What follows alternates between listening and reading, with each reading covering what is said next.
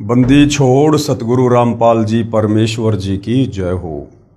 परम पिता परमात्मा सारी सृष्टि के रचनहार कुल मालिक असंख्य ब्रह्मांडों के स्वामी जगत गुरु तीनों लोकों में प्रवेश करके सबका धारण पोषण करने वाले राजाधीराज आत्माधार नाथों के नाथ देवों के देव महादेव सर्वेश्वर महेश्वर मृत्युंजय अजरो अमर आदि अनादि सनातनी प्रभु जगत पिता जगदीश्वर श्री श्री 1008 की उपाधि के वास्तविक अधिकारी अकाल मूर्त शब्द स्वरूपी राम वासुदेव सर्वगतम ब्रह्म परम पूज्य प्रथम पूज्य परम संत परम पुरुष परम धनी परम दयालु सत्य कबीर हक्का कबीर अल्लाहु अकबर बाखबर अल्लाह ताला जगत के तारणहार जगत के मुक्तिदाता जगत के जगन्नाथ हारे के सहारे हिंदुओं के राम मुसलमानों के अल्लाह सिखों के वाहिगुरु ईसाइयों के मसीह दया के सागर दयानिधि करुणा के सागर करुणानिधि स्वयंभू परिभू संकट मोचन कष्टहरण मंगल करण दुख भंजन अविगत कबीर निर्विकार निर्विषम परमात्मा अलय अलेख सतगुरु आदि अनादि सतगुरु असली मर्यादा पुरुषोत्तम असली राम असली कृष्ण असली घनश्याम असली मुरारी राजाओं के राजा महाराजाओं के महाराजा शहंशाहों के शहंशाह सम्राटों के सम्राट भगवानों के भगवान अल्लाहों के अल्लाह प्रभुओं के प्रभु मसीहाओं के मसीह सच्चे वाहिगुरु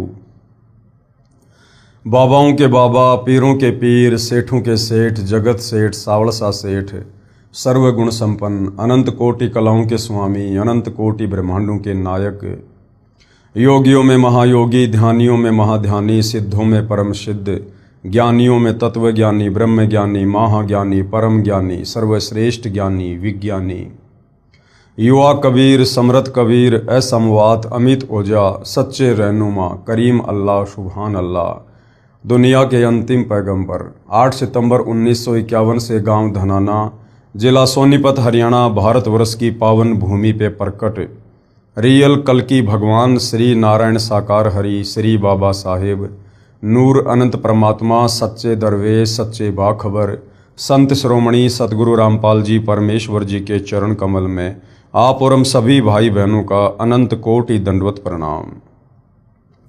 सत्साई भाई और बहनों, बहुत बड़ी दया बहुत बड़ी मेहर पूज्य गुरुदेव भगवान की परमेश्वर रामपाल जी की, जिनके शुभ आशीर्वाद से विशेष आशीर्वाद से उनके अमृत सत्संगों का संग्रह पवित्र पुस्तक ज्ञान गंगा के ऊपर वीडियो बनाने की श्रृंखला जारी है।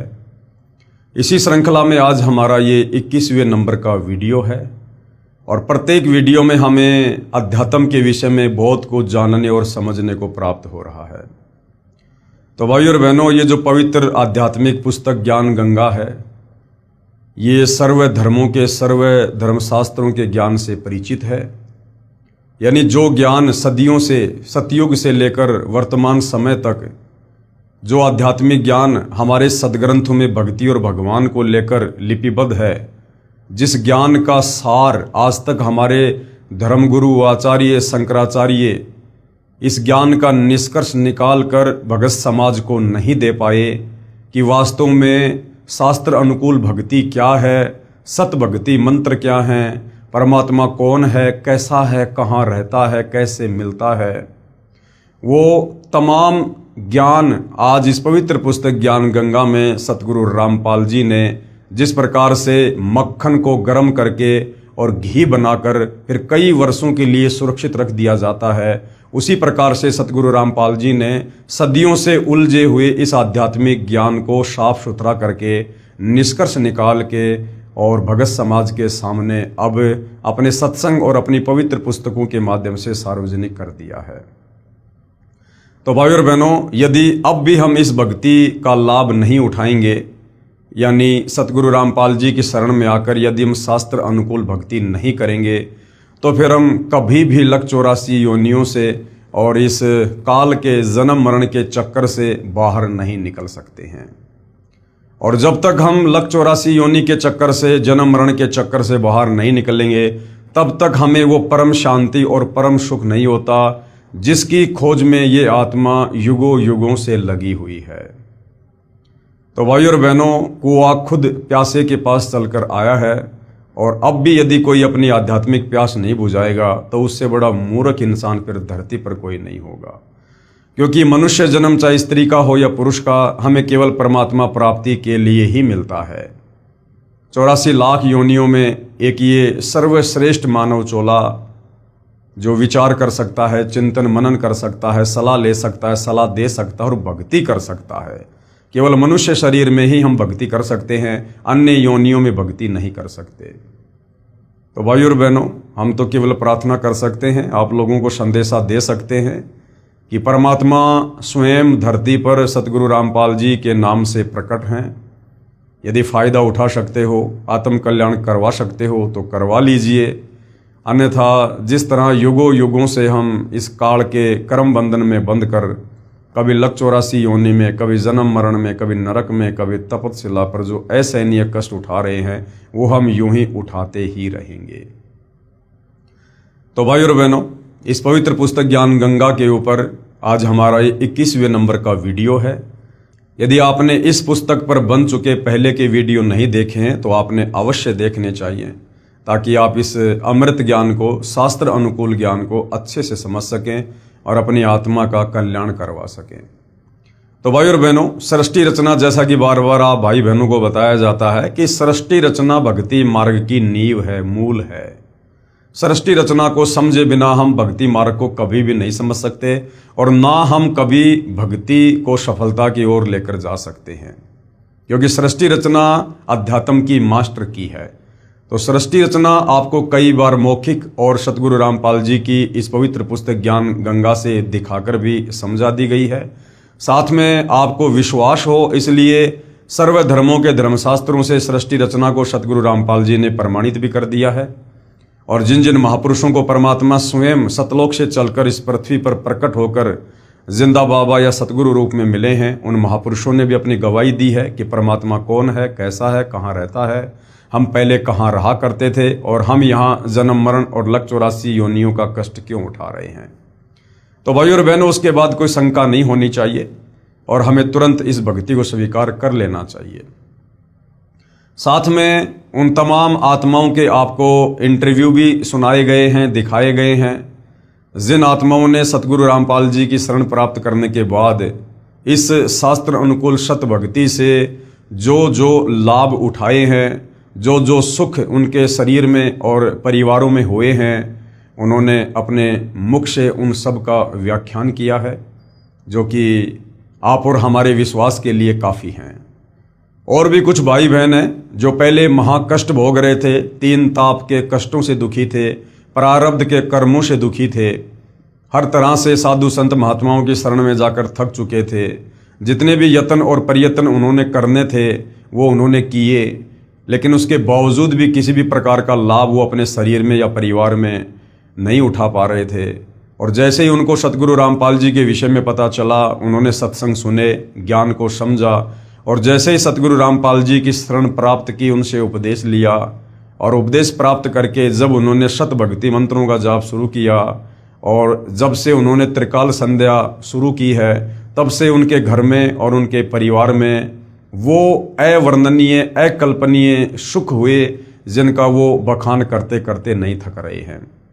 तो भाई और बहनों, आज इस पवित्र पुस्तक ज्ञान गंगा में ऐसी ही कुछ और भगत आत्माएं हैं जिन्होंने सतगुरु रामपाल जी से उपदेश प्राप्त करने के बाद जो जो आध्यात्मिक लाभ प्राप्त किए हैं, वो अपनी जुबानी आप और हमारे विश्वास के लिए बता रहे हैं। संत हो तो ऐसा, यदि धरती पर संत हो तो ऐसा।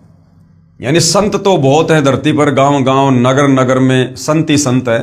हिंदुस्तान तो आध्यात्मिक क्षेत्र है, इसलिए यहाँ तो आपको हर नगर में, हर गांव में कोई न कोई संत महात्मा अवश्य मिलेगा। लेकिन भाई और बहनों, धरती पर एक समय में केवल एक ही पूर्ण संत होता है। अब इन लाखों में से उस एक पूर्ण संत की पहचान करना बड़ा कठिन है। हालांकि वैसे गुरुदेव भगवान ने पवित्र गीता जी से और वेदों से ये साबित कर दिया है कि वास्तव में पूर्ण संत की क्या पहचान है। लेकिन पहचान उसी को होगी जो इन वेद और शास्त्रों को पढ़ेगा, या फिर सतगुरु रामपाल जी ने जो इनका निष्कर्ष निकालकर अपने सत्संगों में डाल दिया है, अपनी पुस्तकों में लिख दिया है। जब हम सतगुरु रामपाल जी के सत्संग सुनेंगे या उनके द्वारा लिखी पुस्तकों को पढ़ेंगे तो एक समय में धरती पर एक ही पूर्ण संत होता है और वो पूर्ण संत स्वयं कबीर परमात्मा जी ही होता है। उनके अलावा कोई सच्चा ज्ञान इस काल के 21 ब्रह्मांड में बता ही नहीं सकता है। तो संत हो तो ऐसा। मैं शशि प्रभा प्रधानाचार्य यानी प्रिंसिपल राजकीय वरिष्ठ माध्यमिक विद्यालय डिगाना जिला जिंद में कार्यरत हूं। मैं अपने घर के लड़ाई झगड़े मानसिक तनाव के कारण लगभग 35 वर्ष से परेशान थी। अब देखिए भाइयों और बहनों, आम तौर पर व्यक्ति यही सोचता है कि मैं पढ़ लिख कर कोई नौकरी प्राप्त कर लूंगा, 10, 15, 20 हजार रुपये मेरे घर में हर महीने आने लग जाएंगे तो मैं सुखी हो जाऊंगा। लेकिन यहाँ एक प्रिंसिपल शशि प्रभा बहन, उसकी तो काफ़ी तनख्वाह थी, उसके बावजूद भी उसके घर में वो कष्ट थे, वो कहर टूट रहे थे जिनका वर्णन करना मुश्किल है। तो भाइयों और बहनों, जीवन में पैसा ही सब कुछ नहीं होता है। ठीक है, हम जिस लोक में रह रहे हैं यहाँ पर पैसा भी ज़रूरी है, यानी धन भी ज़रूरी है। लेकिन धन केवल आपकी आवश्यकता पूरी कर सकता है, आपके कर्मों को धन मिटा नहीं सकता, आपके भाग्य में लिखी समस्याओं को धन समाप्त नहीं कर सकता है। मैं अपने घर के लड़ाई झगड़े मानसिक तनाव के कारण लगभग 35 साल से परेशान थी। पति मारता भी था, सारा वेतन छीन लेता था तथा जितना उससे परेशान किया जाता वह करता था। 32 किल्ले जमीन का मालिक होते हुए भी हमारे को सदा कुत्तों की तरह रोटी देता था। मैंने उसके तथा अपने सभी रिश्तेदारों से मदद मांगी। मैंने समाज में रहने वाले पंचायती आदमियों से भी मदद मांगी। मेरा किसी ने भी साथ नहीं दिया। ये विचार करके कि संत बिगड़े कार्यों को संवार दिया करते हैं, मैंने आनंदपुर बीना मध्य प्रदेश वाले को गुरु बनाया। लेकिन घर में वही कलेश। लड़कियां परमात्मा की दया से अपने दम पर पढ़ाई, अब शादी नहीं हो पा रही थी। बाप ने रिश्ता ढूंढना बंद कर दिया।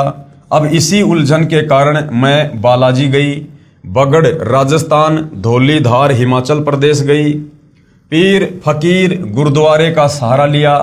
घर में जब अकेली होती थी तब रोती थी कि धरती पर परमात्मा है या नहीं। जुल्म और नाइंसाफी सहन करती करती मेरी हालत पागलों सी हो गई थी। फिर एक दिन यह दुखी आत्मा उस परमात्मा के दरबार तक पहुंची जो दुख निवारण करता है। मेरे पड़ोस में पाठ हुआ, यानी सतगुरु रामपाल जी दीनदयाल परमात्मा अपनी आत्माओं के लिए चारों युगों में सतलोक से चलकर इस धरती पर आते हैं, भटकते रहते हैं। परमेश्वर को पता था कि अब उस आत्मा को शरण में लेने का समय आ गया है, इसलिए पूज्य गुरुदेव सतगुरु रामपाल जी ने उस बहन शशि प्रभा के पड़ोस में अपने किसी भगत के घर पर सत्संग रख दिया। मेरे पड़ोस में पाठ हुआ। मेरी पड़ोसन मुझे प्रसाद देने के लिए मेरे घर बुलाने आई। जाने के बाद बातचीत हुई। पाठ के बारे में बताया कि यह पाठ परमात्मा की सच्ची वाणी है जिससे दुख कटते हैं, परंतु यह पाठ केवल सतगुरु रामपाल जी की आज्ञा अनुसार करवाने से ही लाभ होता है। अन्य किसी से पाठ करवाने से कोई लाभ नहीं होता। जैसे राजा परीक्षित को कथा सुनाने के समय किसी भी ऋषि ने पाठ यानी कथा करने की हिम्मत नहीं की, क्योंकि वे अनअधिकारी थे तथा 7वें दिन परिणाम मिलना था। इसलिए स्वर्ग से ऋषि सुखदेव आए। उन्होंने राजा परीक्षित को नाम देकर शिष्य बनाकर 7 दिन तक कथा पाठ की, तब राजा परीक्षित को कुछ राहत मिली। कहने का मतलब भाइयों और बहनों, धर्मशास्त्रों का जो पाठ होता है, जो कथा होती है, जो आजकल आप जी दे रहे हैं, बहुत सारे साधु संत महात्मा कथावाचक जहां मन में आता है वहीं पर पांडाल लगाकर कथा करनी शुरू कर देते हैं, केवल धन प्राप्ति के लिए। असल में ये जो पवित्र धर्म ग्रंथ हैं, इनका पाठ करने का अधिकारी भी पूर्ण संत ही होता है, और पूर्ण संत केवल परमात्मा ही होते हैं। बाकी लोग अनधिकारी हैं, उनके द्वारा इन शास्त्रों की कथा किसी भी प्रकार का कोई भी आध्यात्मिक लाभ ज्ञान यज्ञ के अलावा आप जीवों को नहीं दे सकती है। तो सतगुरु रामपाल जी ही वर्तमान में इस पूरी पृथ्वी पर वो चाहे श्रीमद् देवी भागवत हो, चाहे सुधा सागर हो, चाहे गीता जी हो, चाहे चारों वेद हो, चाहे किसी भी प्रकार की कथा हो, उस कथा को कहने के वास्तव में एकमात्र अधिकारी परम संत वर्तमान में धरती पर सतगुरु रामपाल जी ही हैं। उनके मुख कमल से सुनी हुई कथा और उनके द्वारा करवाए गए धार्मिक अनुष्ठान से ही हमें सर्व आध्यात्मिक लाभ हो सकते हैं, अन्यथा नहीं होंगे। वर्तमान में कोई भी वास्तविक ज्ञान व सत्य साधना से परिचित नहीं है, इसलिए कोई भी पाठ कर देता है जिससे साधक को कोई लाभ नहीं होता है।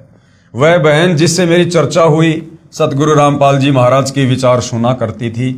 अशिक्षित होते हुए शास्त्रों का गूढ़ रहस्य सतगुरु रामपाल जी से सुनाया। मैं प्रधानाचार्य यानी प्रिंसिपल होते हुए भी हैरान थी कि ऐसा लगा परमात्मा मेरा हाथ पकड़ने जा रहे हैं।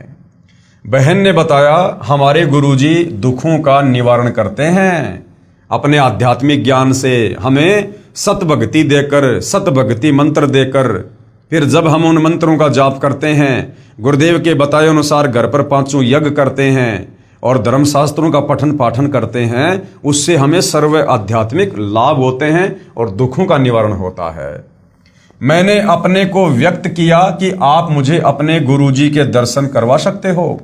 मालिक की दया से अगले दिन मैं सतगुरु रामपाल जी महाराज जी को साधारण सी कुर्सी पर बैठा पाया। मैं नहीं जानती थी कि सतगुरु क्या होते हैं, उनकी महिमा क्या होती है। जो जितना ऊंचा होता है वह उतना ही साधारण दिखता है। हमारा स्थान तो धरती से भी नीचे है। हम परमात्मा की महिमा को क्या समझें। मेरे गुरुजी ने मेरी व्यथा सुनी और कहा कि आप नाम उपदेश ले लो। सतगुरु रामपाल जी ने उसकी सारी राम कहानी सुनी। हालांकि वे तो अंतर्यामी थे, जानी जान थे, लेकिन लीला एक संत की कर रहे हैं, जिसके चलते उन्होंने उस बहन से उसकी सारी कथा सुनी। और उसके बाद गुरुदेव ने कहा कि देख बेटी, हमारे पास में कोई इंजेक्शन तो है नहीं, ना हम कोई दवाई देते हैं, ना कोई झाड़ा लगाते हैं, ना कोई जंत्र मंत्र करते हैं। हमारे पास तो राम नाम की दवाई है। हमारे पास तो पूर्ण परमात्मा का शत भक्ति मंत्र है। यदि आप उपदेश लेने के बाद मर्यादा में रहकर भक्ति करोगी तो परमेश्वर आपके सर्व कष्टों का निवारण करेंगे। आप नाम उपदेश ले लो, सब ठीक हो जाएगा। अगले दिन मुझे उपदेश दिया। 1 महीने के अंदर अंदर लड़की का रिश्ता आया और फिर शादी हुई। मुझे ऐसा लगा कि कुछ अनहोनी सी हो रही है। वही पति जो रिश्ता भी नहीं कर रहा था आज शादी कर रहा है। फिर कुछ समय बाद मेरी बड़ी लड़की के पेट में रिशोड़ी हो गई। बच्चा अभी था नहीं। फिर चिंता बनी। मैंने अपने लड़के को कहा कि तुमने देखा कि जब हम फिल्म देखते हैं तो इधर से परमात्मा की प्रार्थना की जाती है और उधर से किसी व्यक्ति का ऑपरेशन चल रहा हो तो वह ठीक हो जाता है। वह मेरी बात से सहमत हो गया और ताजपुर दिल्ली सतगुरु के सत्संग में सेवा में चली गई। वहां से मैं लड़की के पास अस्पताल में गई। ऑपरेशन ठीक हुआ। जो शंका कैंसर की हुई वह भी ठीक हुई। फिर लड़की गर्भवती हुई। इतने में जमाई के साथ एक ट्रैक्टर मोटरसाइकिल की दुर्घटना का समाचार मिल गया। मुझे तो मेरे पूज्य गुरुदेव जी के अतिरिक्त कुछ नहीं सूझता। मालिक की जितनी महिमा गाऊं थोड़ी है। इस जिव्या से जितना मैं अपने गुरुजी की महिमा लोगों को सुनाऊं थोड़ी है। 1.5 महीने के अंदर ठीक होकर जमाई घर आ गया। दुनिया क्या समझे कि मेरी प्रार्थना परमात्मा सुनता है। हृदय से की गई परमात्मा परमेश्वर अवश्य सुनते हैं। जिस दिन से मैंने यह उपदेश लिया, यानी सतगुरु रामपाल जी से नाम उपदेश लिया, मैंने उन नकली संतों की फोटो अपने आंगन में डालकर शवा कर दी। सतगुरु रामपाल जी की भक्ति का नियम है कि सतगुरु रामपाल जी से उपदेश प्राप्त होने के बाद, यानी सतगुरु रामपाल जी को अपना सतगुरु धारण करने के बाद, पहले आप चाहे कितने सतगुरु धारण कर चुके थे, आपके घर में साधु संत महात्माओं की, देवी देवताओं की कितनी भी फोटो क्यों ना है, लेकिन सतगुरु से उपदेश लेने के बाद आप जब अपने घर पर दरबार साहिब लगाओगे तो केवल आपके सतगुरुदेव भगवान की ही फोटो होनी चाहिए। अन्य पहले वाले गुरुजनों की, साधु संतों की फोटोएं दरबार में या घर में नहीं होनी चाहिए। यदि आप घर में अकेले उपदेशी हैं और आपके बाकी घर वाले अन्य संतों को मानते हैं, तो वो अपने दरबार में अलग से अपने कमरे में अपने गुरुजियों की फोटो रख सकते हैं, अपने देवी देवताओं की फोटो रख सकते हैं, हमें कोई ऑब्जेक्शन नहीं। लेकिन सतगुरु रामपाल जी का भगत अपने घर में जिस कोने में दरबार लगाकर भक्ति करता है, कम से कम उस कमरे में या उस दरबार में अपने गुरुदेव के अलावा अन्य किसी साधु संत महात्मा या देवता की फोटो नहीं होनी चाहिए। उस दिन से मेरी यह जीवन की गाड़ी पटरी पर चढ़ी। 23 सितंबर 2003 को मैंने अपनी जागती आंखों से 4-5 बजे को एक भयानक आकृति देखी। इतनी भयानक आकृति का व्यक्ति था कि यदि नाम न ले रखा होता तो मेरा दिल फट जाता। यानी काल बली वहां पर आया, क्योंकि उस बहन का वो जीवन का अंतिम समय था, उसके बाद उसकी आयु शेष नहीं थी। लेकिन वो सतगुरु से पहले ही उपदेश प्राप्त कर चुकी थी और ऋग्वेद में कहा गया है कि वो परमात्मा भक्ति करने वाले भगत की आयु बढ़ा देता है, श्वासों को बढ़ा देता है, अपने भगत को 100 वर्ष जीने के लिए आयु प्रदान करता है। तो बहन शशि प्रभा का वो अंतिम दिन था। यदि वो सतगुरु रामपाल जी की शरण में ना होती तो उस दिन उसे काल उठाकर ले जाने वाला था। परंतु मुझे उस समय तो भय नहीं लगा, लेकिन यह एहसास हो गया कि यह यमदूत है। अगले दिन मैंने अपने गुरुजी को बताया, जिन्होंने ये स्पष्ट किया कि मेरे उक्त दिन को श्वास पूरे हो गए थे। गुरुदेव ने कहा कि बेटी, उस दिन तेरी श्वासें पूरी हो चुकी थी, उसके बाद तेरा जीवन शेष नहीं था। अब मैं अपने परमात्मा स्वरूप गुरुजी की दया से ही जी रही हूं। उन्हीं की कृपा से छोटी लड़की की शादी एक इंजीनियर लड़के से पिछले वर्ष हुई। 2-3 बार मेरी नौकरी जाने की भी आशंका हुई, लेकिन फिर मेरे परमात्मा ने मुझे संभाला, मुझे 2 पदोन्नति दी, यानी नौकरी में उनका प्रमोशन हुआ। सतगुरु रामपाल जी महाराज कहते हैं कि राजा भी प्रभु का ही बच्चा होता है, उसमें भी प्रभु की शक्ति काम करती है। परमेश्वर ही अपने साधक के लिए राजा में प्रेरणा करके सर्व फेरबदल करा देता है। यानी सारी सृष्टि कबीर परमेश्वर जी के अधीन है और कबीर परमात्मा ही वर्तमान में सतगुरु रामपाल जी के रूप में धरती पर आप और हमारे आत्म कल्याण के लिए प्रकट हैं। तो भला क्या राजा, क्या महाराजा, क्या ब्रह्मा विष्णु महेश, क्या ये काल और क्या दुर्गा, सबका रिमोट कबीर परमात्मा सतगुरु रामपाल जी के हाथ में है। तो अपने भगत के लिए परमात्मा राजा की भी बुद्धि फेर सकता है, परमात्मा राजा के विचारों को भी चेंज कर सकता है और सर्व कार्य अपने भगत के लिए परमात्मा राजा से करवा दे, ब्रह्मा विष्णु महेश से करवा दे, जिससे चाहे उससे करवा दे। करता हुआ राजा दिखाई देता है, परंतु करवाता परमात्मा ही है। कोई मेरे सतगुरु रामपाल जी महाराज जी का आसरा लेकर देखो, यानी उनकी शरण में आकर देखो, लेने वालों के इसी तरह से कांटे निकलेंगे जैसे मेरे निकले, यानी सर्व कष्टों का निवारण होगा। परमात्मा सचमुच बेसहारों का सहारा है, आत्मा की पुकार सुनते हैं। मेरे साथ इन चंद वर्षों में जो हुआ उसे केवल परमात्मा ही कर सकता है। मेरे गुरुदेव जी की महिमा वर्णन करने के लिए मेरे पास शब्द नहीं है।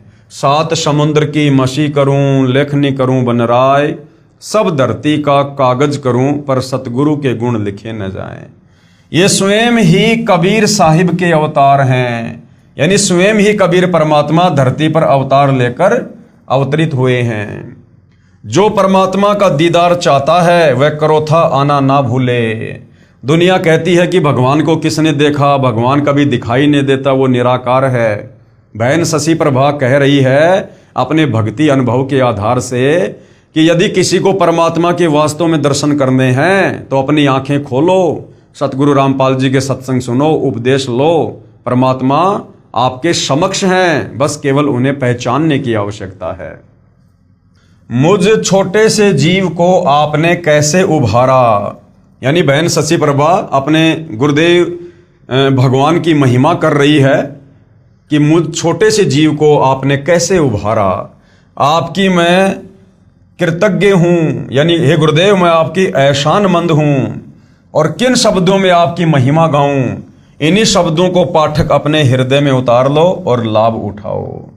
तो भाइयों और बहनों, ये जितनी भी पुण्यात्माएं हैं, ये अपने दिल की गहराई से और जो अनुभव इन्होंने इस भक्ति को अपनाने के बाद अनुभव किए हैं और जो आध्यात्मिक, शारीरिक और पारिवारिक लाभ इन आत्माओं को मिले हैं, उस आधार से ये अपने गुरुदेव भगवान की महिमा कर रही हैं, जो कि सत्य है।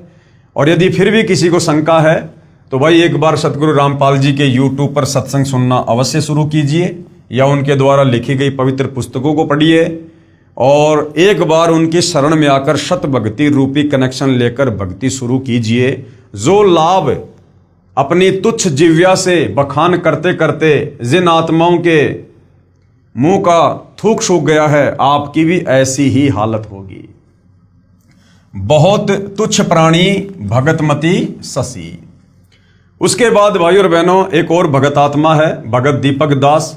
वो भी अपने परिवार की आत्मकथा से समाज को परिचित करवाना चाहता है कि वास्तव में पूर्ण संत सतगुरु रामपाल जी की शरण में आने के बाद हमें किस प्रकार से आध्यात्मिक लाभ प्राप्त हुए, ताकि अन्य भगत भाई बहनों को भी भक्ति करने की प्रेरणा मिले।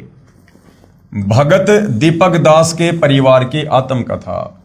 बंदी छोड़, यानी जो काल के बंधनों से छुड़वा दे, गधा कुत्ता सूअर बनने से छुड़वा दे, जन्म और मरण के चक्कर से छुड़वा दे, तपस्या के कष्ट से छुड़वा दे, नरक जाने से छुड़वा दे, उसको कहते हैं बंदी छोड़। यानी इस काल बलि ने, जो ब्रह्मा विष्णु महेश का पिता है, दुर्गा का पति है, इस काल ने हम आत्माओं के ऊपर जो कर्मों के बंधन डाल रखे हैं, जो हम युगों युगों से उन बेड़ियों में जकड़ कर यहाँ पर अपने प्रारब्ध में कष्ट भोग रहे हैं, उन तमाम कर्म बंधनों से जो हमें छुड़वा दे, उसको कहते हैं बंदी छोड़।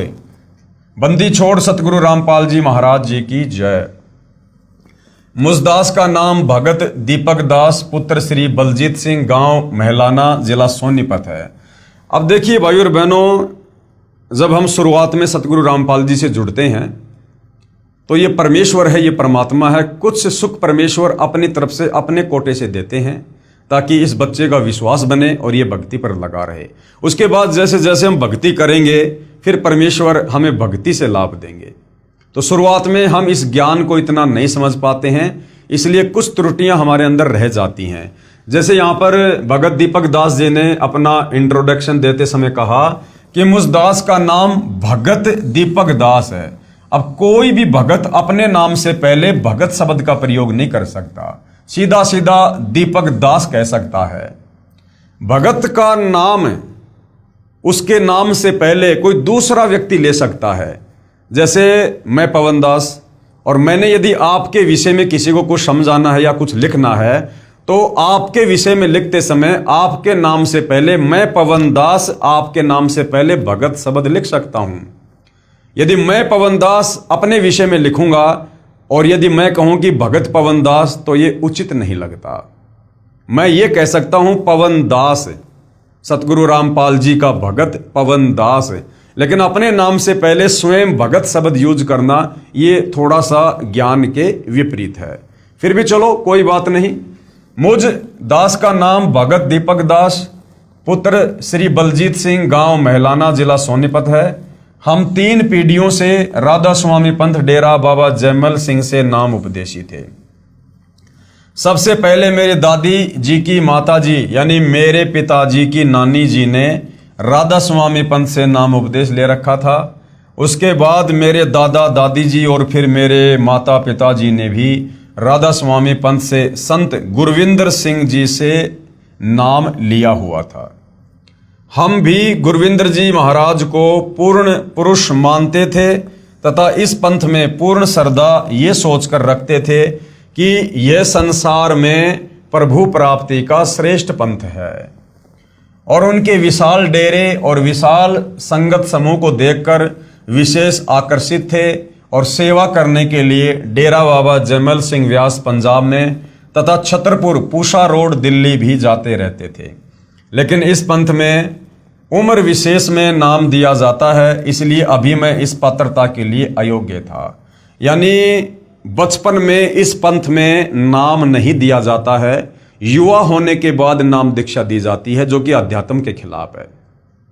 अरे युवा अवस्था आते आते यदि उसके प्राण छूट गए तो वो तो रह गया भक्ति और भगवान से कोसों दूर। जबकि अध्यात्म का नियम है कि जैसे ही बच्चा 3 वर्ष का हो जाए, 3 वर्ष का बच्चा थोड़ा थोड़ा बोलना या चलना फिरना शुरू कर देता है, उसी समय बच्चे को नाम उपदेश दिलवाकर भक्ति पर लगा देना चाहिए। मेरे माता पिता जिस दिन राधा स्वामी पंथ में नाम लेने के लिए गए हुए थे, उसी दिन मेरे छोटे भाई जिसकी उम्र 5 साल थी, उसके हाथ से पड़ोस के एक बच्चे की आंख में कोई वस्तु अनजाने में लग गई। जब शाम को नाम उपदेश लेकर मेरे माता पिता वापस आए, उसी दिन से हमारा व हमारे पड़ोसियों का बैर हो गया, यानी दुश्मनी हो गई कि आपके बेटे ने हमारे बेटे की आंख में जानबूझकर चोट मारी है, और उसी दिन से हमारे ऊपर दुखों का पहाड़ टूट पड़ा। उसी दौरान मेरे दादाजी का बीमारी के कारण देहांत हो गया।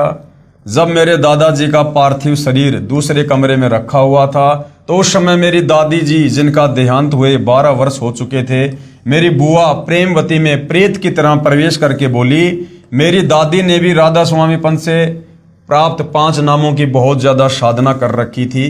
वे नियमित रूप से 3 बजे ही व दिन में भी भजन व सुमरण करने के लिए बैठ जाया करती थी और घंटों राधा स्वामी पंथ के बताए नामों का जाप व अभ्यास किया करती थी, जो नाम काल के नाम है। तो उसकी दादी जी ने उसकी बुआ के अंदर प्रेत की तरह प्रवेश करके क्या कहा कि आज तुम्हारे दादाजी का जीवन संस्कार समाप्त हो गया, इसलिए मैं तुम्हें संभालने आई हूं। मेरी दादी जी को जीवित अवस्था में सांस की बीमारी के कारण खांसी रहा करती थी। वे 12 साल के बाद भी ज्यों की त्यों ही खांस रही थी। जब हमने पूछा कि दादी जी आप तो बहुत दुखी दिखाई दे रही हो, क्या आप सतलोक नहीं गई? तब मेरी दादी ने कहा कि बेटा, मैंने गलत साधना के कारण अपना अनमोल मनुष्य जीवन व्यर्थ कर दिया और अब मृत्यु के पश्चात भूत योनि में कष्ट उठा रही हूं। मैं कहीं सतलोक में नहीं गई। मेरी माता जी ने घोर आश्चर्य के साथ पूछा कि माँ, क्या आपको आपके गुरु चरण सिंह जी महाराज ने नहीं संभाला? तब मेरी दादी जी ने अत्यंत दुख के साथ कहा कि उन्होंने मेरी कोई संभाल नहीं की और मैं आज भी ऐसे ही दुखी हो रही हूं। उस घटना के 2 साल बाद एक दिन मेरी दूसरी बुआ कमला देवी के अंदर मेरे दादाजी प्रेतवत प्रवेश करके बोले और कहा कि मैं तो बहुत दुखी हूं तथा मेरी कोई गति नहीं हुई, मैं नहाना चाहता हूं। ये सुनकर मेरी माता जी ने दुख व आश्चर्य से कहा कि आप तो सतलोक में गए थे, क्या वहां पर नहाने के लिए पानी भी नहीं है? लेकिन दादाजी ने कोई जवाब नहीं दिया। फिर मेरी माता जी मेरे दादाजी यानी जो कि मेरी बुआ कमला देवी में प्रेतवत प्रवेश थे, उनको नहलाने लगी तो वह कहने लगे कि बेटी, मैं अपने आप नहा लूंगा। तो मेरी माता जी ने दादाजी को, हालांकि वह मेरी बुआ जी में प्रवेश थे इसलिए बुआ को कपड़े ही पहना दिए। तो मेरा दादाजी बोले, बस बेटी मेरी धोती ले आओ, मैं बांध लूंगा। मेरी माता जी ने ऐसे ही एक चद्दर पकड़ा दी जो उन्होंने कपड़ों के ऊपर से ही लपेट ली। फिर कहा कि मेरे लिए चाय बनाओ और जल्दी जल्दी में ही चाय पी ली। मैंने पूछा कि दादाजी आप सतलोक नहीं गए? तो उन्होंने कहा कि बेटा, मैं तो बहुत कष्ट में हूं। मेरी माता जी ने फिर पूछा कि आप तो राधा स्वामी हुजूर चरण सिंह जी महाराज से नाम उपदेशी थे, भक्ति भी करते थे, क्या उन्होंने आपकी कोई संभाल नहीं की? तब मेरे दादाजी जो मेरी बुआ कमला देवी में भूत की तरह प्रवेश थे, उन्होंने कहा कि उन्होंने मेरी कोई संभाल नहीं की, मैं तो ऐसे ही धक्के खाता फिर रहा हूं। उसी दौरान मेरी आंखें भी इतनी कमजोर हो गई थी कि मुझे कम दिखाई देने लग गया था और चश्मा बार बार बदलवाना पड़ा था। मैं एक दोस्त के साथ पढ़ने के लिए उसके पास जाता था। वहां पर भगत संतराम जी ने मुझे पूर्ण ब्रह्म के अवतार सतगुरु रामपाल जी महाराज की महिमा सुनाई तथा कहा कि आप सतगुरु रामपाल जी महाराज से नाम उपदेश लो, आपकी आंखें ठीक हो जाएंगी। तथा कहा कि इन्हीं कष्टों और दुखों से हम जीवों को निकालने के लिए परमेश्वर कबीर साहिब सतगुरु रामपाल जी का रूप धारण करके आते हैं। मैंने कहा कि मेरे माता पिता जी ने राधा स्वामी पंथ से नाम उपदेश ले रखा है। भगत संतराम जी ने कहा कि वह पंथ पूर्ण नहीं है, यानी उस राधा स्वामी पंथ में परमात्मा की पूर्ण भक्ति नहीं है। उनकी भक्ति साधना से न तो सतलोक प्राप्ति होगी और ना ही जीवन में कभी कर्म की मार टल सकेगी। उसे तो सिर्फ कबीर साहिब का नुमाइंदा पूर्ण संत ही टाल सकता है और कबीर साहिब के नुमाइंदे के रूप में कबीर साहिब स्वयं ही धरती पर प्रकट होते हैं। मेरे पिताजी को सांस की बीमारी थी। 10 कदम चलने पर ही वे बेहाल हो जाया करते थे और सांस की बीमारी के कारण दम फूलने लगता था। हाई और लो ब्लड प्रेशर की भी बीमारी थी। मेरे पिताजी को इलेक्शन ड्यूटी के दौरान हार्ट अटैक हुआ, पर कर्म संस्कारवश वे बच गए।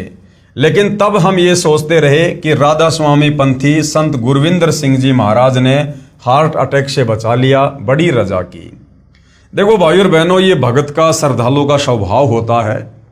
जब तक वो सत्य से परिचित नहीं होता है तब तक चाहे वो किसी की भी शरण में है, उसी को अपना सर्वस्व मानकर और उनकी गोद में बैठा रहता है। ये भगत का स्वभाव होता है। लेकिन उसके बाद तो हमने सर्दियों की एक एक रात में अपने पिताजी का एक एक सांस टूटते देखा है। यानी उसके बाद उनके पिताजी की दमा से बहुत ही बुरी हालत हुई, बिल्कुल मृतप्राय हो जाते थे और सिवाय बैठकर रोने के हम कुछ नहीं कर पाते थे, क्योंकि दवाइयों का भी आखिर आ चुका था। यानी दवाइयां दे देकर भी थक चुके थे। डॉक्टर जितनी ज़्यादा से ज़्यादा डोज दवाई की बढ़ा सकते थे बढ़ा चुके थे, इससे ज़्यादा वे खुराक को नहीं बढ़ा सकते थे। मेरी माताजी डेरे बाबा जयमल सिंह से लाया हुआ प्रसाद उन्हें खिलाती और राधा स्वामी पंथी गुरविंदर सिंह जी महाराज की मूर्ति के सामने बैठकर प्रार्थना करती और रोती। उसी समय मेरे छोटे भाई को ओपरे यानी भूत प्रेत की शिकायत रहने लगी। वह रात को चमक कर उठ जाता था तथा कहता था कि कोई मेरा पैर पकड़कर खींच रहा है और मुझे सोने नहीं दे रहा। यानी राधा स्वामी पंथ से दीक्षा भी ले रखी, उन गुरुओं के कहे अनुसार भक्ति भी कर रहे हैं, उसके बावजूद भी शरीर में, घर में, परिवार में दुर्गति ज्यों की त्यों। वो भी बहुत बीमार रहने लगा, छोटा भाई भी।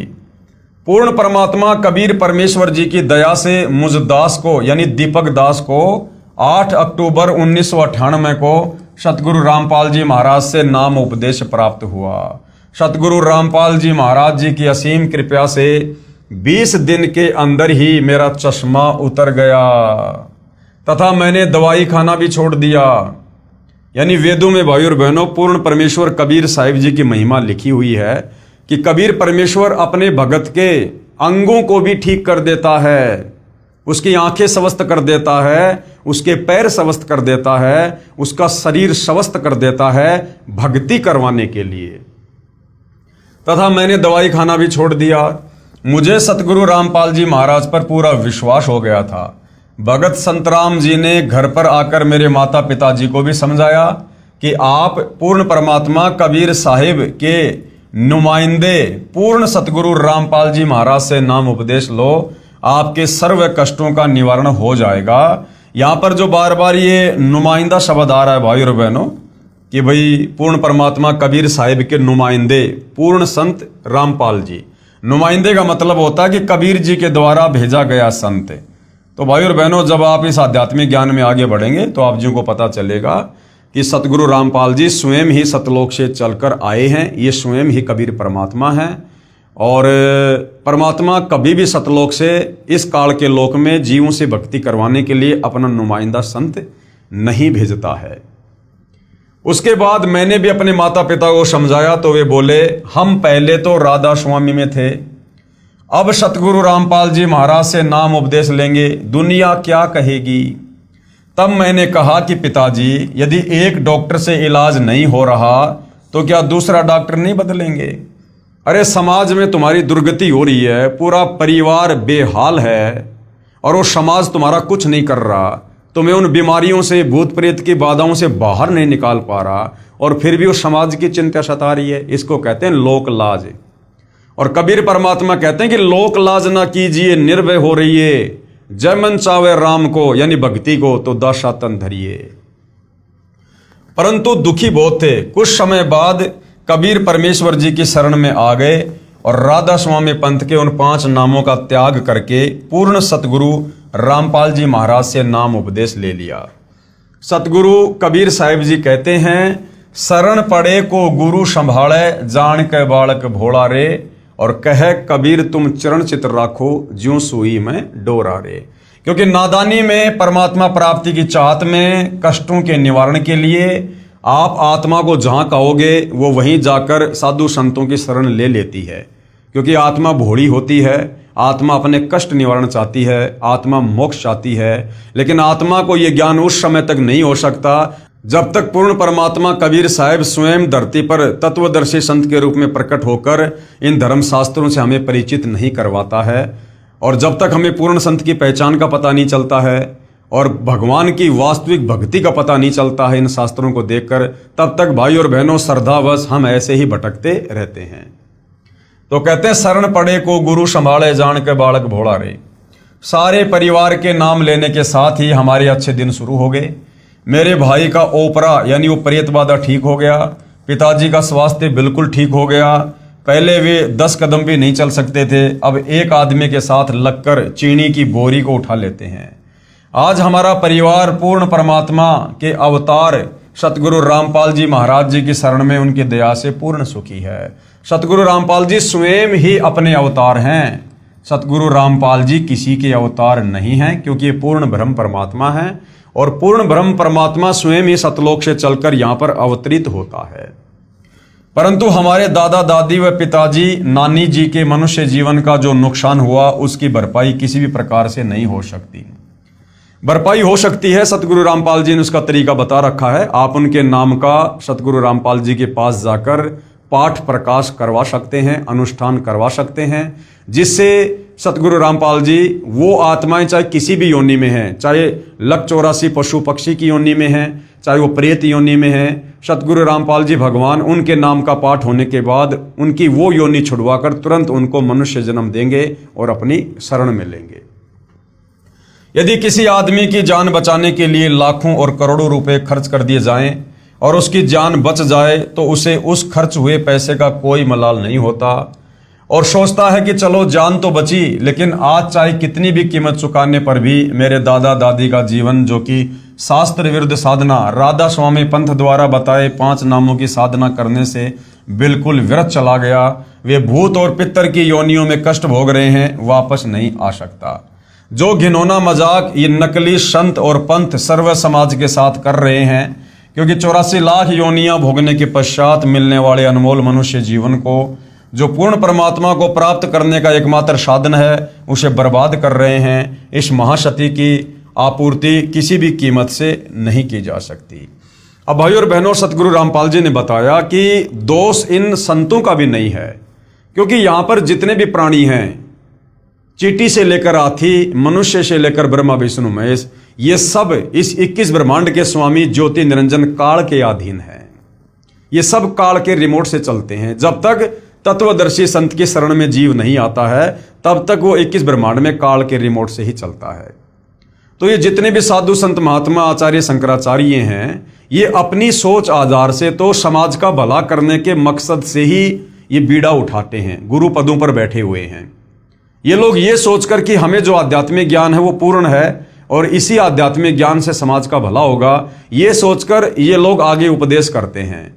और कुछ भाई और बहनों, फिर ये गुरु पद प्राप्त करने के बाद में इन लोगों में स्वार्थ आ जाता है, कुछ अहंकार आ जाता है, जिसके चलते फिर ये दूसरों की शास्त्र अनुकूल साधना को स्वीकार नहीं करते हैं। तो एक प्रकार से ये जितने भी साधु संत महात्मा हैं, ये भी परमात्मा के बच्चे हैं।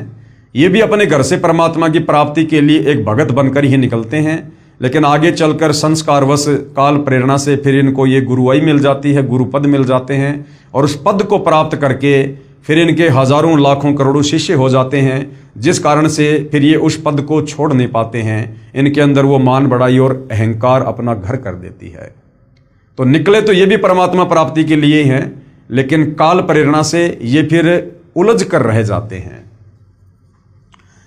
हे बंदी छोड़ सतपुरुष रूप सतगुरु रामपाल जी महाराज, आपने बड़ी दया की हम तुच्छ जीवों पर, जो अपना सत्य ज्ञान देकर अपनी शरण में बुला लिया। अन्यथा हम भी पीढ़ी दर पीढ़ी से प्राप्त इस शास्त्र विरुद्ध साधना में अपने मनुष्य जन्म को समाप्त करके कहीं भूत और पितरों की योनियों में चले जाते और इस शास्त्र विधि युक्त सतभक्ति से वंचित रह जाते। सर्व बुद्धिजीवी समाज से प्रार्थना है कि अभी भी समय है, इस सत्य ज्ञान को समझें तथा निष्पक्ष होकर निर्णय करें। बंदी छोड़ सतगुरु रामपाल जी महाराज के चरणों में आकर सतभक्ति प्राप्त करके अपने मनुष्य जीवन का कल्याण करवाए। सत साहिब। सतगुरु के चरणों का दास भगत दीपक दास। भगत ने अपने नाम से पहले भगत शब्द का प्रयोग नहीं करना चाहिए। ये उनके मोबाइल नंबर हैं। अगर मोबाइल नंबर ओके हैं और यदि आपको कोई शंका है तो आप जी इस आत्मकथा की सत्यता के विषय में इनको कॉल करके जान सकते हैं।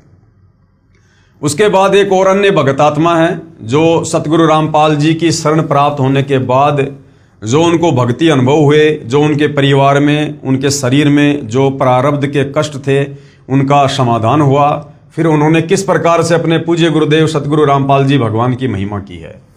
3 ताप को पूर्ण परमात्मा ही समाप्त कर सकता है। 3 ताप का कष्ट क्या होता है? दैहिक, दैविक और आध्यात्मिक।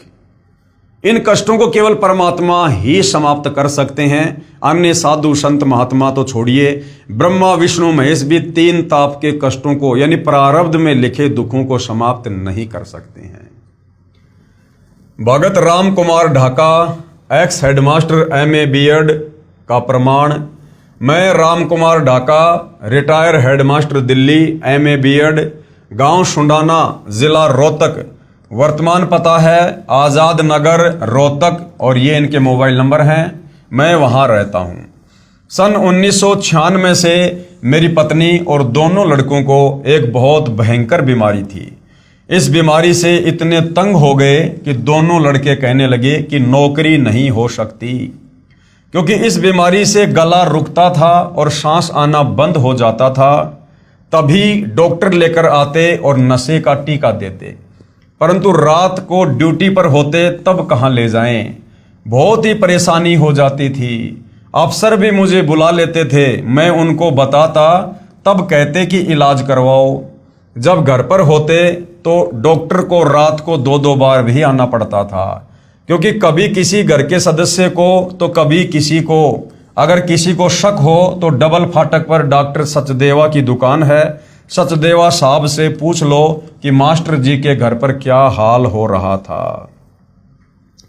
जिसने भी जहां पर बताया मैं वहीं पर गया।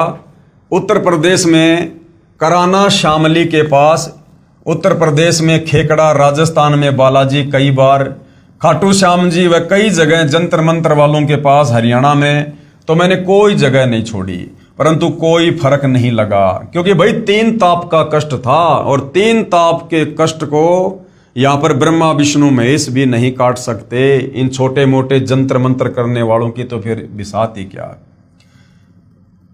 करेला के पास खेड़ा कंचनी, भोतावाड़ा, गोना के पास नगर, समचाना, सिकंदरपुर, खिड़वाली आदि अनेक जगह गया और लगभग 3 लाख रुपए लग गए, कोई काम नहीं आए। अब सन 1996 में 3 लाख रुपए आज के 15 लाख रुपए के बराबर समझो। यानी इतना पैसा भगत रामकुमार ढाका जी ने अपने परिवार की बीमारी पर बर्बाद किया और लाभ कुछ नहीं। मैं थक गया और मेरा परिवार बर्बाद हो गया। यानी रामकुमार ढाका जी खुद सरकारी नौकरी में, उनके दोनों बच्चे खुद नौकरी कर रहे हैं और उसके बावजूद भी कह रहे मैं थक गया, बर्बाद हो गया मेरा परिवार इस 3 ताप के कष्ट के कारण। मेरी पत्नी ने मेरे से कहा कि मेरा जीवन समाप्त होने वाला है, तथा भगत सुभाष पुत्र महेंद्र पुलिस वाला जिस सतगुरु रामपाल जी की महिमा सुनाता है, मुझे उसी संत से नाम दिला दे। पहले मैं किसी बात पर विश्वास नहीं करता था तथा गुरु बनाना तो बहुत ही बुरा काम समझता था। कहा करता था कि तेरा गुरु तो मैं ही हूं, क्योंकि रामकुमार ढाका जी खुद शिक्षक थे, टीचर थे। तो ये कहा करते थे कि भाई मैं तो लोगों का गुरु हूं और मैं गुरु क्यों बनाऊं। लेकिन भाई जो शिक्षक होता है वो केवल अक्षर ज्ञान तक सीमित है, लेकिन आध्यात्मिक गुरु अलग होते हैं। जो कर्म के कष्ट आध्यात्मिक गुरु मिटा सकता है वो अक्षर ज्ञान वाला गुरु नहीं मिटा सकता। मैं MA B.Ed, मेरे से ज्यादा कौन गुरु होगा, परंतु परिस्थितियों ने मुझे विवश कर दिया तथा मैंने ये भी स्वीकृति अपनी पत्नी को दे दी कि आप नाम ले लो। यानी मास्टर रामकुमार ढाका जी ने अपनी पत्नी से कहा कि आप दीक्षा ले लो, मैं फिलहाल दीक्षा नहीं लूंगा, मैं तो खुद ही गुरु हूं, मैं लोगों को ज्ञान देता हूं। आपका जीवन शेष नहीं है, क्योंकि उस समय मेरी पत्नी का वजन 50 किलोग्राम रह गया था। पहले 80 किलोग्राम वजन था। उठने बैठने से भी रह गई थी, चलना फिरना तो बहुत दूर की बात थी। मैंने कहा मर तो ली, नाम और लेकर देख ले, अपने मन की यह और करके देख ले। अब मैं तेरे को नहीं रोकूंगा, नाम ले ले, ठीक है।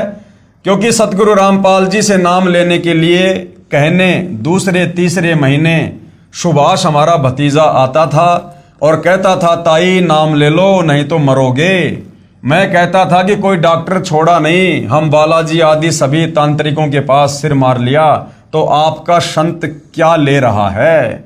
यानी भाई तुम्हारे गुरुजी के पास में क्या है, हम तो हर जगह भटक लिए, बड़े बड़े मंदिरों में हर जगह जा लिए। क्योंकि उस समय तक मास्टर रामकुमार ढाका जी को संत की परिभाषा का पता नहीं था, इनको संत के गुणों का पता नहीं था, इसलिए अनजाने में ये इस प्रकार की बातें किया करते थे। परंतु तंग आकर कहीं बात नहीं बनी, तब नाम लेने भेज दी। क्योंकि मैं भी अपने परिवार के आश्रम में जाने के सख्त विरुद्ध था। 16 जनवरी 2003 में नाम लिया और गहरी नजर गीता में नामक पुस्तक साथ लेकर आई। 1 महीने में जैसे दीपक में तेल डाल दिया, इस प्रकार रोशनी हो गई। हर महीने 3 किलो वजन बढ़ने लगा। मास्टर रामकुमार ढाका जी की धर्मपत्नी जब नाम दीक्षा लेकर आई तो वो तुरंत ऐसे स्वस्थ होने लगी जैसे किसी ने बुझते हुए दीपक में तेल डाल दिया हो और लो फिर से जल उठी हो। और साथ में वो सतलोक आश्रम करोथा से गहरी नजर गीता, जो सतगुरु रामपाल जी ने पवित्र गीता जी का निष्कर्ष निकालकर एक पवित्र पुस्तक लिखी है, वो पुस्तक भी साथ घर पर लेकर आई। मेरी पत्नी के नाम लेने से ही मेरे बड़े लड़के को भी बगैर नाम लिए ही अच्छी नींद आने लगी। क्योंकि घर में परमात्मा का प्रवेश हो गया, और जिस घर में परमात्मा का प्रवेश हो जाता है फिर वहां से दुष्ट आत्माएं, प्रेत आत्माएं पलायन करना शुरू कर देती हैं। जैसे मान लीजिए घर के किसी सदस्य ने ऑल आउट खरीद कर घर में लगा दिया। अब ऑल आउट तो खरीद कर वो लाया, लेकिन मच्छरों से मुक्ति अन्य को भी मिल जाती है। तभी उसने अपनी पत्नी को नाम दिलवाया, यानी मास्टर रामकुमार ढाका जी के लड़के ने भी अपनी पत्नी को नाम दिलवाया। फिर मैंने गहरी नजर गीता में पुस्तक पढ़ी, तब मैं भी गहराई में गया तो पाया कि ऐसा ज्ञान कभी नहीं पढ़ा और ना कभी सुना था। और मैंने भी अप्रैल 2003 में नाम दीक्षा ले ली। आज मेरे घर में सभी बड़े बच्चे तक सब नाम ले चुके हैं और भक्ति कर रहे हैं। जब वह बीमारी होती थी तब सारा घर कांप उठता था। लड़ाई झगड़ा, नौकरी में विवाद, डॉक्टर का आना जाना या मेडिकल में इमरजेंसी में लेकर पहुंचते थे। आज हमारा घर स्वर्ग के समान है और सतलोक जाने की इच्छा है। 1 महीना पहले 54 में परमेश्वर कबीर साहिब जी गुड़गांव सेक्टर 57 में प्लाट बुक कर गए। जब ड्रॉ निकला तो वही प्लाट नंबर मिला जो 54 में कबीर परमेश्वर ने बताया था। सुबह समाचार पत्र पढ़ा तो वही प्लॉट नंबर अलॉट था। हमारे यहाँ ऐसी बीमारी थी कि कोई भी इतना दुखी नहीं होगा जो हम थे। अब सतगुरु रामपाल जी महाराज से उपदेश प्राप्त करने के पश्चात बहुत थोड़े दिनों में हम बहुत सुखी हैं। मेरे घर पर जिन यानी जिंद प्रकट हुआ। उसने कहा मैं आपके आश्रम में जाता हूं, सब कुछ देख कर आता हूं, परंतु मैं शीशों में नहीं जाता जहां संत जी बैठकर सत्संग करते हैं, क्योंकि मैंने सब बातों का पता है। अगर वहां जाऊंगा तो मेरी पिटाई बनेगी, इसलिए मैं वापस बाहर आ जाता हूं। और तुम कहीं तांत्रिकों के पास क्या, चाहे बालाजी गए, मैं अंदर जाया ही नहीं करता, बाहर रह जाता हूं। मेरे को कोई बांधने वाला नहीं है। मेरे साथी डरपोक थे, वो भाग गए, अब मैं नहीं जाऊंगा। मेरे को पढ़कर छोड़ रखा है। मैंने तेरे घर व तेरी लड़की के घर की ईंट से ईंट बजानी है। मैं इस प्रकार पढ़कर छोड़ रखा हूं कि एक के बाद एक सभी के विनाश का नंबर आएगा, चाहे कहीं भी भाग लो। कुछ दिन के बाद वही प्रेत घर में फिर प्रकट हुआ और जोर जोर से बोलने लगा, कहाँ है तेरा गुरु रामपाल, कहाँ है तेरा मालिक कबीर देव, कबीर परमेश्वर। जब भी वह प्रकट होता था मनुष्य की तरह बातचीत करता था। तभी मेरी पत्नी हमारे घर पर बने पूजा स्थल पर चली गई और दंडवत प्रणाम किया। तभी जिंद प्रेत की पिटाई आरंभ हो गई और कहने लगा, क्या पिटाई करते हो, इन दीवारों को अब गिरा दूंगा। उसकी अच्छी पिटाई हुई। वो कहने लगा, हाय ये तो दीवार नहीं लोहे का जाल है। सरिये हैं। ये मालिक रामपाल जी कहाँ से आ गए? ये तो बरवाड़ा सत्संग करने गए हुए थे। उस दिन सतगुरु रामपाल जी महाराज बरवाड़ा जिला हिसार में सत्संग करने गए हुए थे। मैं तो इसलिए आया था कि मालिक यहाँ पर है ही नहीं। अब भाई और बहनों, जब हम इस ज्ञान की गहराई में जाएंगे तब हमें पता चलेगा कि सतगुरु रामपाल जी का जिस घर में एक बार प्रवेश हो जाता है, यानी उपदेश प्राप्त करने के बाद में जिस घर में सतगुरु रामपाल जी की भक्ति शुरू हो जाती है, फिर वहां कोई प्रेत व्रेत नहीं आ सकता। तो यहां पर ये जो जिंद कहा जा रहा है कि हमारे घर पर आया और इस प्रकार से बोला, तो भाई और बहनों, ये सारे खेल सतगुरु रामपाल जी परमेश्वर जी के हैं। उस भगत राम कुमार ढाका के परिवार को विश्वास दिलाने के लिए ये सारा खेल सतगुरु रामपाल जी ने स्वयं ही जिंद के रूप में खेला, ताकि उस परिवार को सतगुरु रामपाल जी की शरण में आने के बाद उनकी भक्ति पर विश्वास हो और आज के बाद वो अन्य किसी भी साधु संत महात्मा या तांत्रिक के चक्कर में पड़कर अपने जीवन को बर्बाद ना करे। तो परमेश्वर इस प्रकार से भी अपनी आत्माओं को अपनी शरण में बनाए रखते हैं। जिंद ने कहा कि मैं आया था तुम्हारी ईंट से ईंट बजाने, परंतु मेरी ईंट से ईंट बज गई। मेरे को नरक में डालेंगे, मैं चला जाऊंगा, मुझे छुड़वा दो। करोथा आश्रम में सतगुरु रामपाल जी बैठे हैं, इनको आदमी मत समझना, पूर्ण परमात्मा आए हुए हैं, इनको मत छोड़ देना, नहीं तो खता खा जाओगे, यानी धोखा खा जाओगे। ऐसे ही खेड़ा कचनी वाला पंडित भी इलाज करता था। तो सतगुरु रामपाल जी ने स्वयं के ऊपर विश्वास करवाने के लिए इस प्रकार की लीला जिंद के रूप में इस परिवार के साथ की।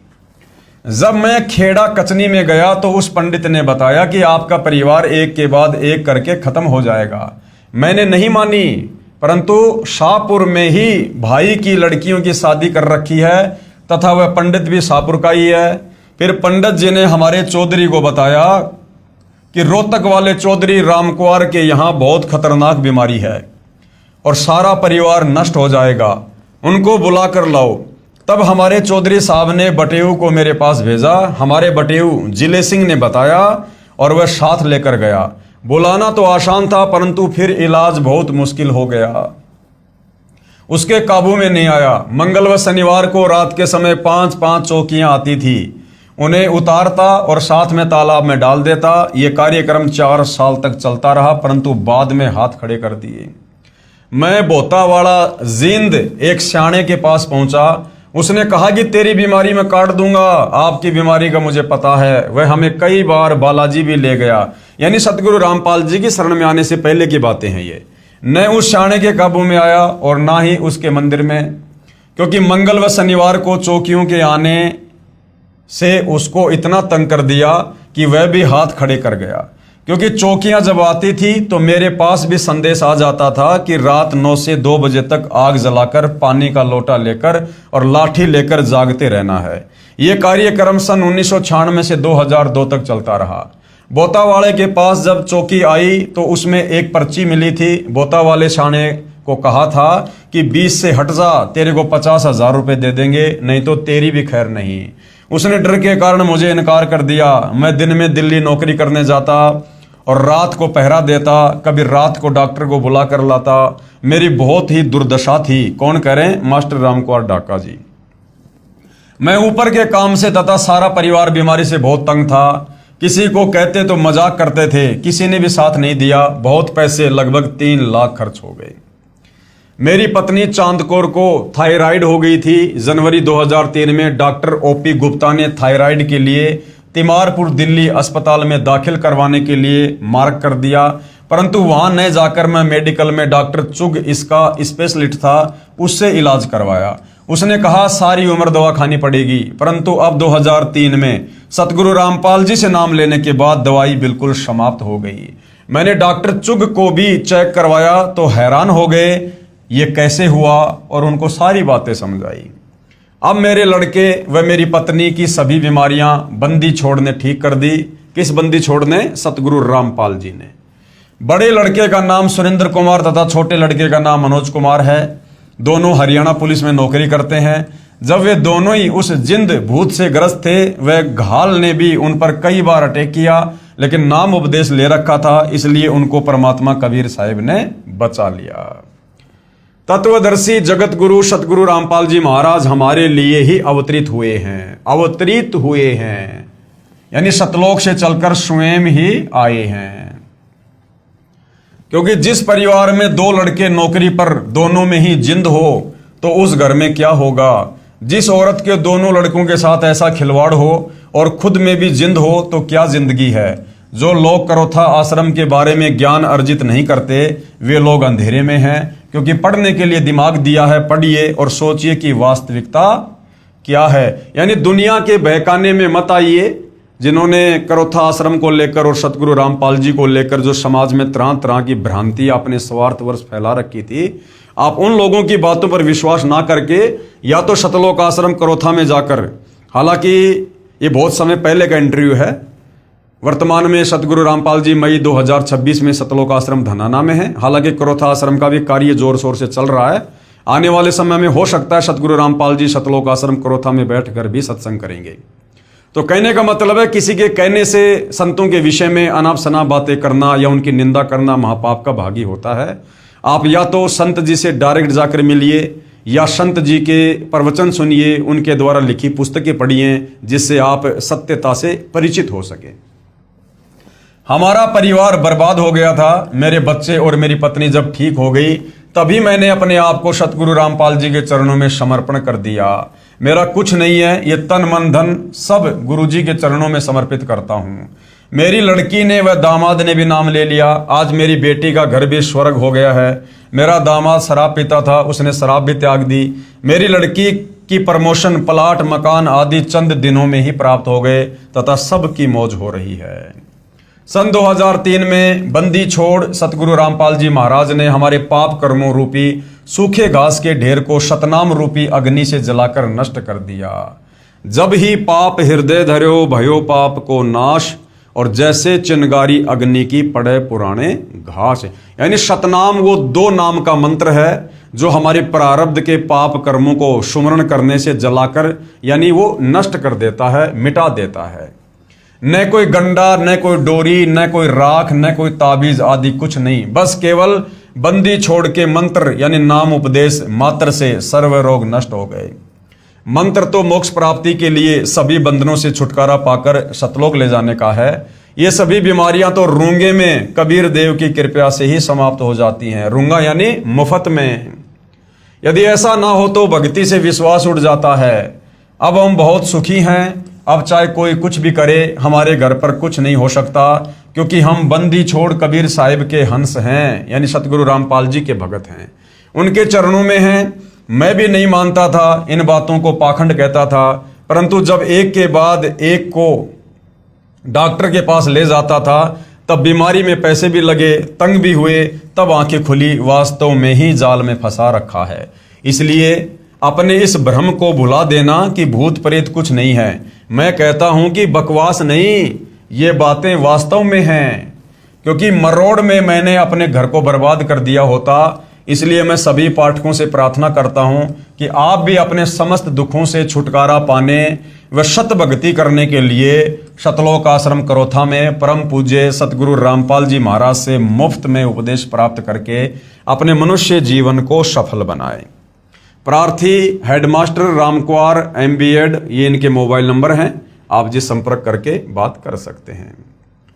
उपरोक्त कुछ भगतात्माओं की आत्मकथाएं आपने पढ़ी। ऐसे ऐसे भगत हजारों लाखों हैं जो अपनी आत्मकथा पुस्तकों में लिखवाना चाहते हैं, लेकिन यहाँ पर स्थान के अभाव के कारण हम कुछ एक भगतों की आत्मकथा दे पाए।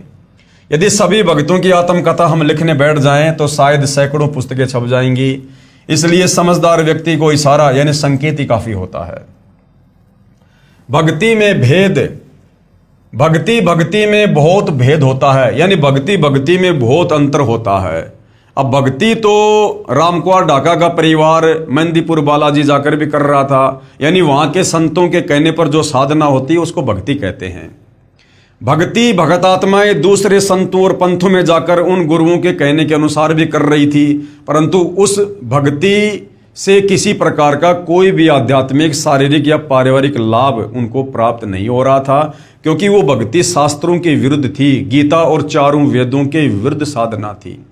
तो भक्ति में लाभ होता है और जैसे ही सत भक्ति सतगुरु रामपाल जी से मिली, जो कि शास्त्र अनुकूल साधना है, उसके बाद उनकी काया पलट हो गई। भक्ति भक्ति में बहुत भेद होता है। आप चाहे किसी देव देवी की भक्ति करें, उसका फल अवश्य मिलेगा जो कि नाशवान होगा, लेकिन मुक्ति नहीं हो पाएगी और पाप कर्म भी समाप्त नहीं होंगे, जिन्हें भोगने के लिए बार बार जन्म लेते रहना पड़ेगा। मुक्ति यानी मोक्ष तो केवल पूर्ण संत की शरण में जाकर, अर्थात उनसे नाम उपदेश लेकर पूर्ण परमात्मा की भक्ति करने से ही हो पाएगी, अन्यथा नहीं। ये संसार समझदा नाही, कहंदा शाम दोपहरे नू, और गरीब दास ये वक्त जात है, रोगे इस पहरे नू। जिस प्रकार कोई शराबी व्यक्ति जेठ के महीने में गर्मी में शराब के नशे में धुत और धूप में रोड के किनारे पड़ा हुआ है, और कोई समझदार व्यक्ति उसको कहे कि भाई इतनी भयंकर गर्मी में तेरा शरीर पसीना पसीना हो रहा, मुंह में झाग आ रहे, भाई चल मैं तुझे छाया में लेटा देता हूं, या मुझे अपने घर का पता बता, मैं तुझे तेरे घर पहुंचा देता हूं। और वो नशेड़ी व्यक्ति कहेगी रहने दे, मौज हो रही है, कोई दिक्कत नहीं है, तू तेरा काम कर।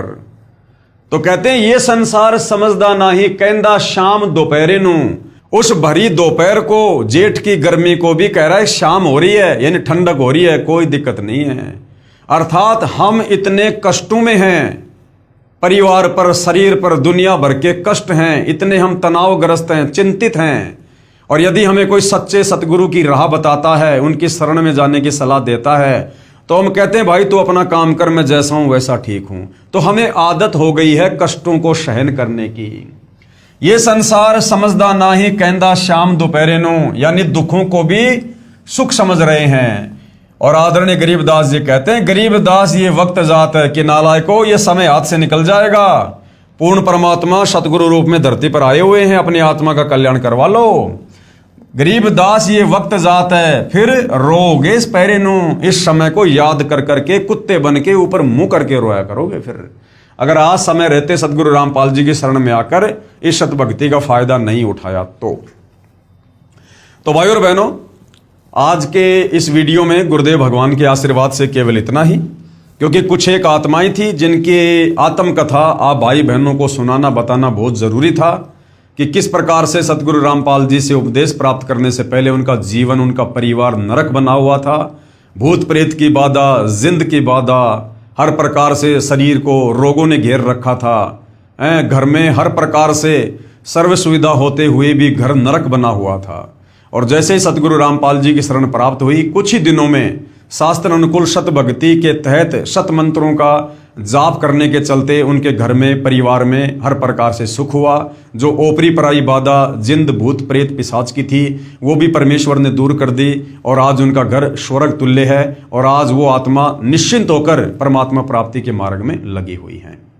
तो भाइयों और बहनों, ऐसा आपके साथ भी हो सकता है यदि आप जी भी उन परिवार की तरह दुखी हैं, कष्ट में हैं। और यदि आप कष्ट में नहीं हैं, दुखी नहीं है और आप बहुत अच्छे परिवार में हैं, आपके शरीर में भी कोई दुख नहीं है, तो भी भाइयों और बहनों आपने इस सत ज्ञान को स्वीकार करना चाहिए। इस ज्ञान को समझकर पूर्ण संत की शरण में आकर अपनी आत्मा का कल्याण करवाना चाहिए।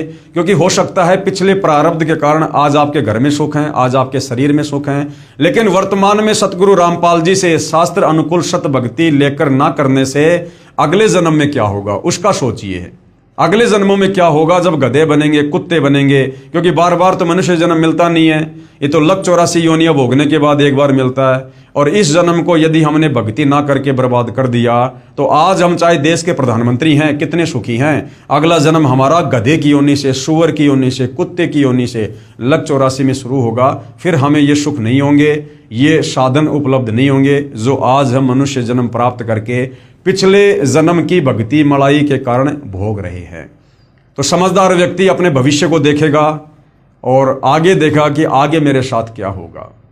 तो भाई और बहनों, आगे का दिखाने के लिए ही संत आते हैं, भविष्य को बताने के लिए संत आते हैं, हमारे अंधकार में जीवन को जो है रोशनी से भरने के लिए अपना ज्ञान देकर, अपनी भक्ति देकर संत आते हैं।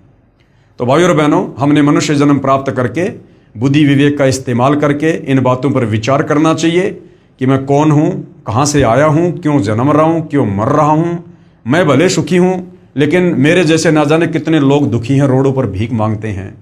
मैं भी इंसान, वो भी इंसान, दोनों में इतना अंतर क्यों। इन तमाम प्रकार के सवालों के जवाब आपको आत्मज्ञान के तहत केवल सतगुरु रामपाल जी के सत्संग सुनने से मिल सकते हैं। और जब आत्मज्ञान होगा तो फिर परमात्म ज्ञान भी सतगुरु रामपाल जी आपको देंगे और आपके इस जीव की मुक्ति भी करवाएंगे, यदि आपने समय रहते उनके ज्ञान को समझकर उनकी शरण ग्रहण करी तो भाइयों और बहनों, केवल निवेदन कर सकते हैं, प्रार्थना कर सकते हैं। इसलिए आज के सत्संग में केवल इतना ही। कल परमेश्वर की सेवा में फिर हाजिर होंगे। तब तक पूज्य गुरुदेव भगवान हम सभी भाई बहनों को आज्ञा दें, आशीर्वाद दें और हमें भ्रमने भटकने से बचाएं और हमारा मार्गदर्शन करें। बंदी छोड़ सतगुरु रामपाल जी परमेश्वर जी की जय हो।